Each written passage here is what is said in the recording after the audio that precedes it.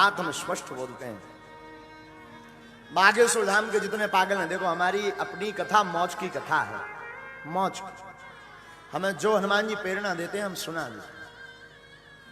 कोई हमारी तैयारी नहीं होती है कि हम कुछ पढ़ते हों, समय उतना नहीं है, जो जितना थोड़ा बहुत मिल जाता आत्ममंथन का समय तो थोड़ा बहुत करके वो चले आते हैं। बस यूं मान करके चलिए, जो हनुमान जी कहलवा देते सो हम कह देते।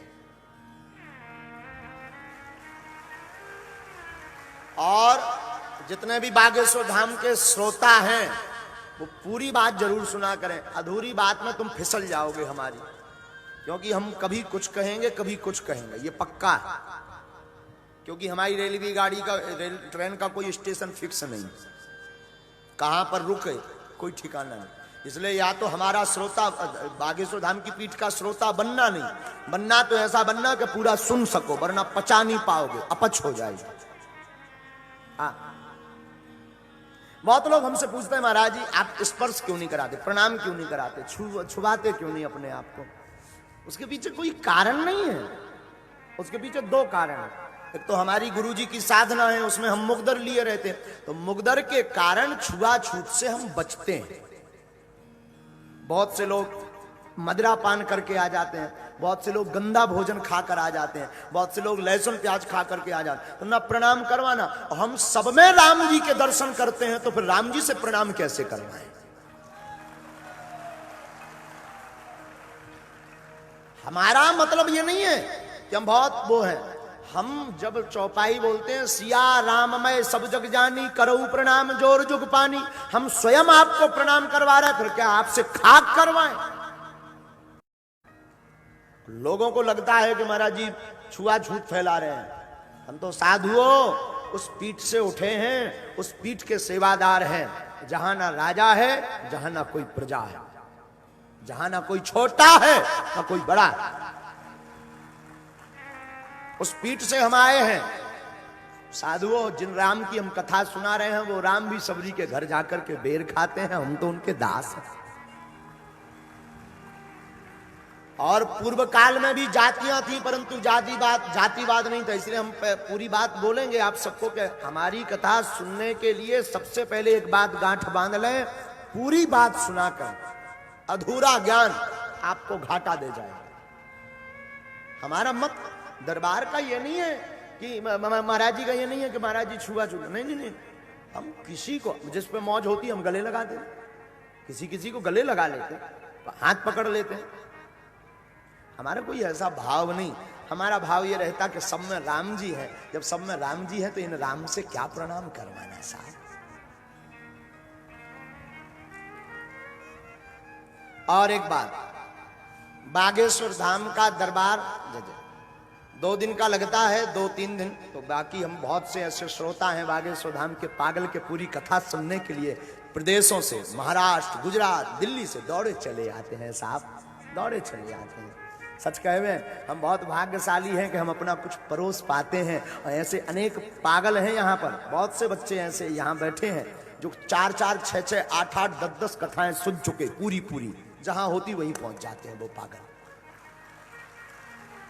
वहीं पहुंच जाते हैं। लगभग 2000 भक्त ऐसे परमानेंट फिक्स हैं बागेश्वर धाम की व्यासपीठ के कि भारत में कहीं पर भी कथा हो वो जरूर जाएंगे, कहीं पर भी कथा हो, भले ही 5 दिन के लिए जाए, कोई 2 दिन के लिए, काम छोड़ करके। हमें कभी लगने लगता ये हमसे बड़े वाले पागल हैं, और होना भी चाहिए। हम तो बागेश्वर धाम के प्रत्येक पागलों से कहेंगे, पागलों जब भी तुम्हें समय मिला करे, जब भी तुम्हारा मन मिला करे, आ जाया करो मेरे द्वार, ये दर खुला है, खुला ही रहेगा। जब भी तुम्हें लगे, मिल ना पाए कोई दिक्कत नहीं, आकर के तुम बैठ भर जाया करो। हम मिले ना मिले, दिल तो तुम्हारा राम से मिल ही लेगा, हनुमान जी से तो मिल ही लोगे। और राम जी से, हनुमान जी से तुम मिल पाओ या ना मिल पाओ, दरबारों में, कथाओं में आना शुरू कर दो, सन्यासी बाबा से मिलने से कोई नहीं रोक सकता।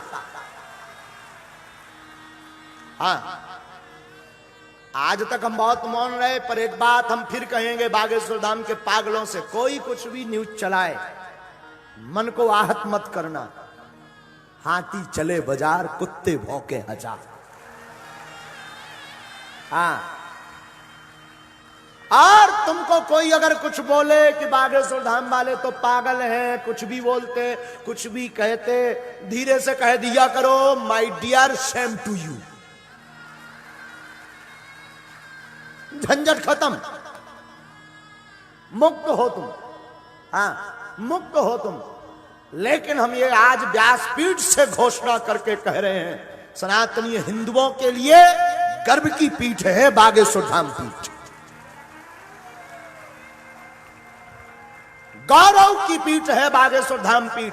वहां पर धीरेन्द्र कृष्ण की कोई महिमा नहीं, बागेश्वर धाम पर तो दादा गुरु सन्यासी बाबा और बागेश्वर बालाजी की महिमा है। और अगर कोई कह रहा दरबार के बारे में, हमारे बारे में, कुछ भी बोले, बोलने दो, पागलों को कोई फर्क। मीराबाई जब दीवानी बनी थी तो क्या नहीं कहा था, जहर दिया था, पागल कहा था, चरित्र न जाने कौन कौन से लांछन लगाए थे मीरा के ऊपर, क्या क्या नहीं बोला मीरा को। पर क्या मीरा ने गोविंद के सामने नाचना बंद किया? अगर वो नाचना बंद कर देती लोगों के कहने पर, तो क्या तुम मीरा की कथा सुनते? मीरा को तब माना जब उसने संसार की बेड़ियों को तोड़ दिया और कृष्ण से मिलने पहुंच गई।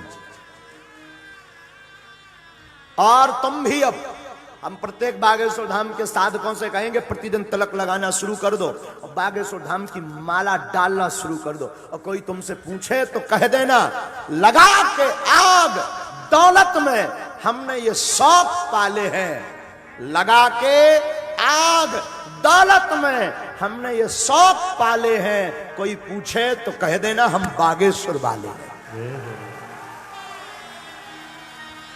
हाँ, दुनिया क्या कर रही, तुम बहुत बच्चों का मन खिन्न रहता। आज भी हमारे पास 2-3 चिट्ठियां भेजी बच्चों ने, महाराज जी ऐसा ऐसा न्यूज का काम है साहब, कुछ तो बोलेंगे लोग। जब तक हम जिंदा हैं हमारी निंदा है, निंदा करने दो ना, उनको भी अपना मानो। हम तो उनको कहते हैं वो हमारे सगे रिश्तेदार है, तब तो वो हमें शिक्षा दे रहे हैं। कोई अगर बोले तो तुम अपना मन खिन्न मत किया करो, कोई दिक्कत नहीं, कोई कुछ बोले मुस्कुराया करो। लेकिन जिसने हमें जाना नहीं वो बोलेगा, जो पहचान जाता वो बोलता नहीं, वो तो सिर्फ मुस्कुराता। क्योंकि हम साधारण हैं, कोई महापुरुष नहीं, भगवान तो हम है ही नहीं, साधारण एक दास है। टाइम न्यूज़ देखिए अब आपके मोबाइल और स्मार्ट टीवी पर। लाइव प्ले स्टोर से डाउनलोड करें टाइम स्मार्ट टीवी ऐप।